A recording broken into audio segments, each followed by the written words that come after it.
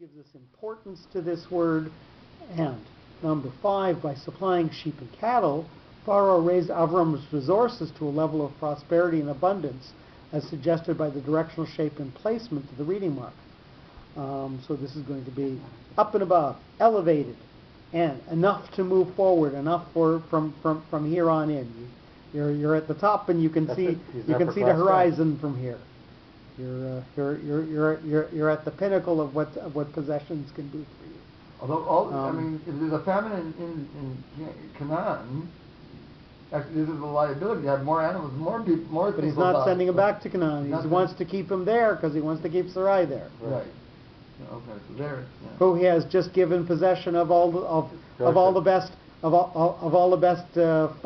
grazing land in Egypt. By the way, people who look after animals are distasteful in the Egyptians' eyes. So he has freed himself of a burden of being a big owner of livestock. So he's passed some of that distaste from himself to somebody for whom it's not a distaste, it's an honor.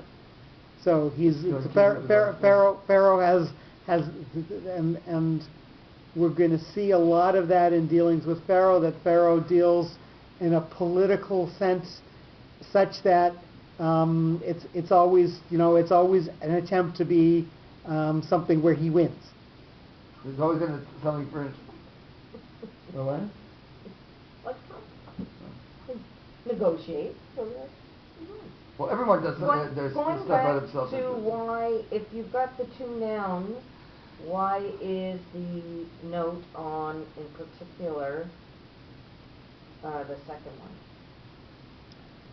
So the first thing is the note, pashta, always comes at the end of a word. So there are some notes that are placed only on the accented syllable, and there are some notes that have a fixed position no matter what. This is a note that has fixed position no matter what. And the question is, are we giving as much importance to sheep as we are to cattle, or are we giving more importance to cattle? So we could have had this written with two pashtaot. We see some words where you put the pashta on another syllable to give it accent and to give it focus. This one has a makaf, has a reading or an accenting syllable placed on tzon, but not a second pashta. So what is this telling us? That cattle are, in fact, more important than sheep. They are a bigger status symbol. And it was in my memory before as to why this is, and now it's escaped me. Was it more important? Yes. Well, they're bigger, first of all. So, bigger, live longer, more hardy.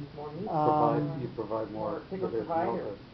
Bigger provider of milk, and leather. Which is more durable than wool. So again, both examples of prime types of possessions, but the prime beef is better than the lamb, right, Harley? Okay, confirmed by the expert. The prime beef is better than the lamb. Lamb's pretty good too. Lamb is pretty good too. See, they both have importance. They're both status symbols. And it's interesting, the cattle come up many more times than sheep, like as in Joseph's dream, the cattle, Pharaoh's dream, yes. the plague, Mm-hmm. the interpretation. Yeah. So cattle. And again, this is because it's the considered the top. Yeah. So it's considered the paradigm. It's considered the thing where you talk about that, and it includes all of the other. It's the category. The benchmark of the top. Yeah. So here you see Achron Chavib, because if the bakar is the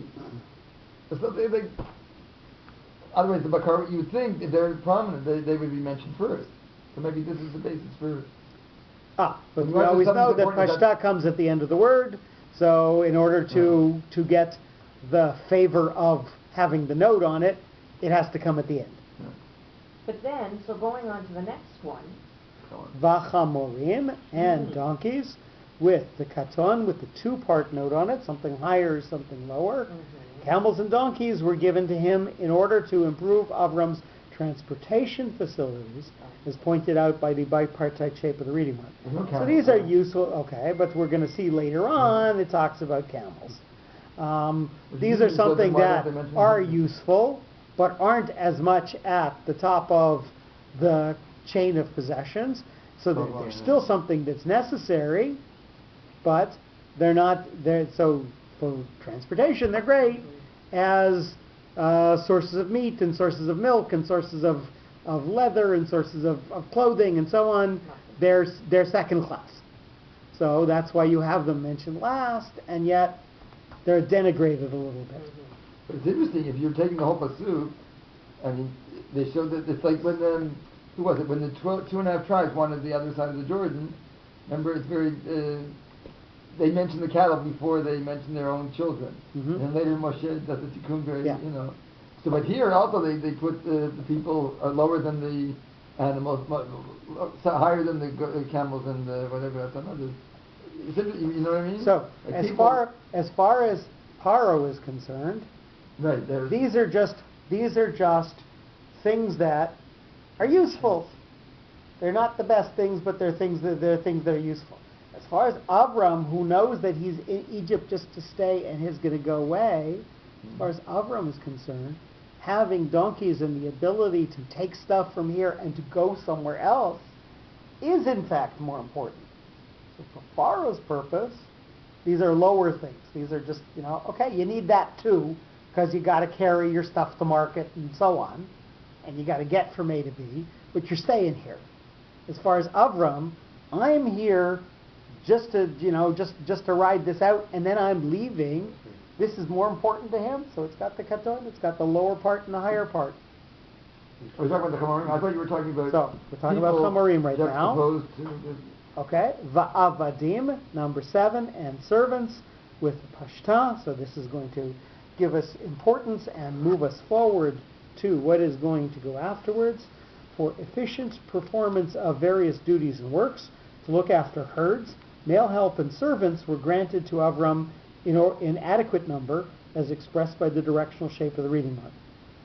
So these are things to look after what he's been given.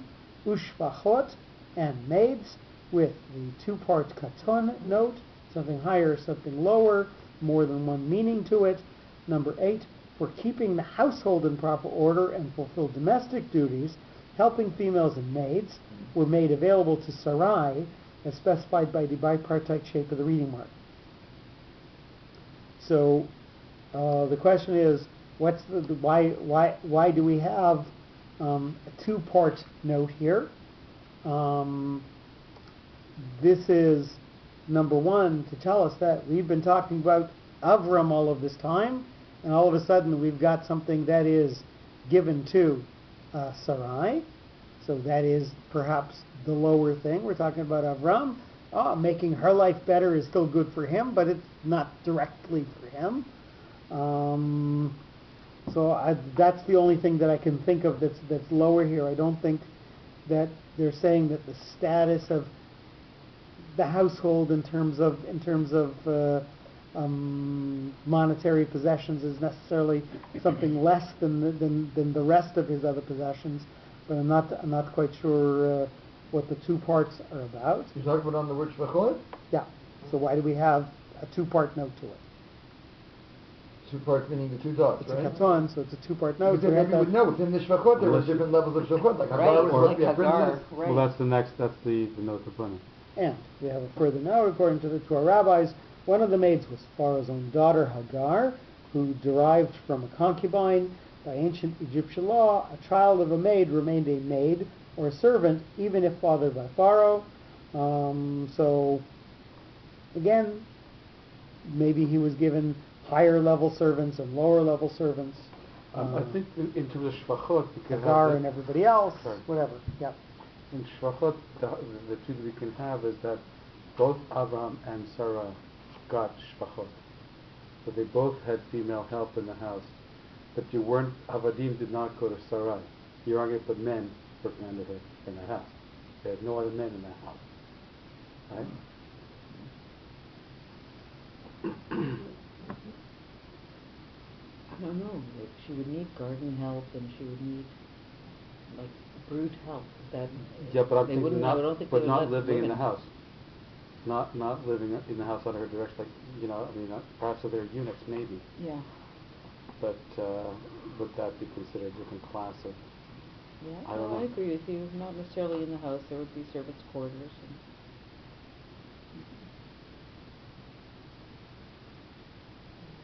You don't have any pictures to draw, I don't. No. Va'atanot, and asses. Number 9, to secure multiplications of donkeys and asses. Both atanot were included amongst the other animals, as referred backwards by the directional shape of the reading mark.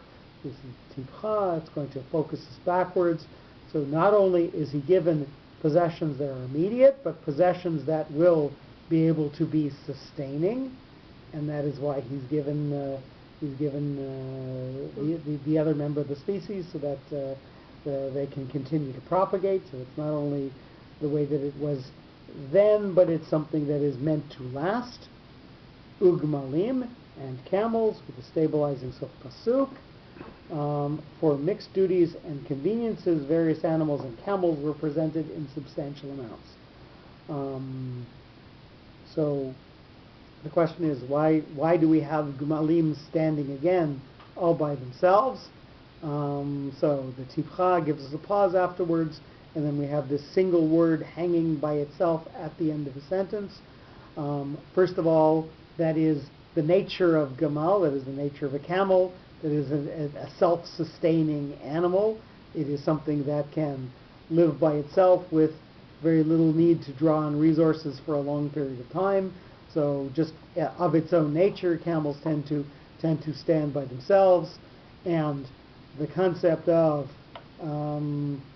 caravans and going from place to place is different from the concept of your household and your other possessions, in that it is a different aspect of what you do, and it really is something that at this point the master usually wouldn't go with the caravan.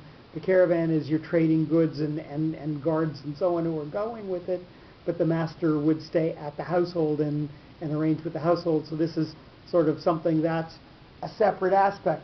You've got so much wealth that you've got to start to trade with it, and you've got to start to use your wealth to accumulate other things that are useful or necessary to you as well.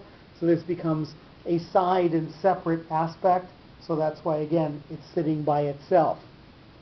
the Hamarim and the Atonot are the SUVs, and the Gemalim are the transport trucks. Yeah, that's exactly what I was thinking. Yep. Yeah. And again, a side note, the detailed enumeration of Pharaoh's gift was intended to show that Avram utilized them for sacrifices or to fulfill mitzvot, like the donkeys at the Moriah. There it's So Avram again is taking each of these things and raising them to their highest purpose, despite Pharaoh giving them to him, perhaps with a little bit of, of a rib of a denigration. This is things that Egyptians really don't deal with. It's something that we see as distasteful. Here you have them. So, he sort of pawns this off on Avram. Oh, it's great for you. So, That's just again, one of a car, probably. That is distasteful. I don't know if camels and asses are distasteful. Not but when you say they're distasteful, it's really only in the Tzadam Bakar, right? yeah. I mean, that would be perhaps fair. But still, I mean, by the same token, he doesn't want to be just garbage, because the people are going to, the people in the court are going to see the gifts that he gets. And they'll talk among themselves. If it's all just son of Bakar, then you can have Snickers, the wags are going to make fun of what's going on. Okay, gives son of a car, but he also gives them shvachot and avadim and atonot and gmalim. How's that one different than the chamor again? Female. Male, Yeah. female. Oh, man, no. And the one that doesn't procreate, that's a yar or something, right? Another animal that's a donkey, but a sterile mule. donkey or something. Right? You know what I'm talking about? Mule. What? Mule. Mule. A mule. Oh, so maybe mules are yar. Okay, whatever. So as we read the sentence out loud, we're going to notice that the things that are animal possessions are going to be separated from the human possessions. Lutzon of Akar v'chamorim is going to be a phrase. Avadim and shvachot is going to stand by itself. Atonot, which are short-term transfer, or the ability to make this all propagate and perpetuate, is going to be a separate aspect. And Gmalim, the ability to trade and become a force amongst the world, is again going to be standing by itself when we overemphasize the pauses. Avram, Hetiv, Bavura, Vayhilo, Tzonu Vakar, Vachamorim, Vavadim, Ushvachot, Vatonot, Ukmalim.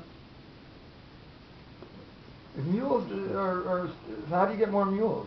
Wouldn't that be the end of the mule? You just keep crossing them. Oh.